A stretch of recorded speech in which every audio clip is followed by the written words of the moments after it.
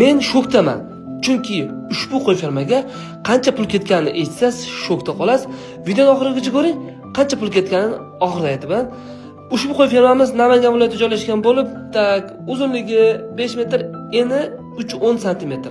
Oxirlariga keladigan bo'lsak, yog'ochdan eni 40 sm, chuqurligi esa 25 sm. Bu yerda hammasi dit va nafosat bilan qilingan.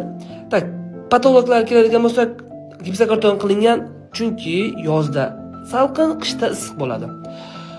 Xo'sh, endi qaranglar. Har bittasi yog'ochdan qilingan, ahamiyat beramiz. Dit va nafosat bilan qilingan, mehr bitta uyg'unlashib ketgan. Prosta qo'yni olish kerak, boqish kerak, maza qilish kerak va albatta foyda qilish kerak. Umumiy bitga 170 ta shipir ketgan, yerlarga stashka qilingan, fortikalar qilingan korpusda havo aylanib turadi.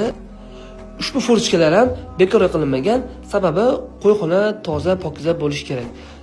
Go'ngini, axlatni hidi chiqish kerak emas. Agar ushbu video foydali bo'lgan bo'lsa, bu videoni qanaqa qo'yxona qursam ekan, qo'ydan foyda bormi o'zi degan yaqiningizga jo'natib qo'ying va albatta profilimga o'tib obuna bo'lish esdan chiqmasin. Keyingi videolar juda ham qiziqarli va foydali bo'ladi. Xo'sh do'stlar, bu qo'y fermaga umumiy bo'lib $12,000 ketgan. Nima deysiz?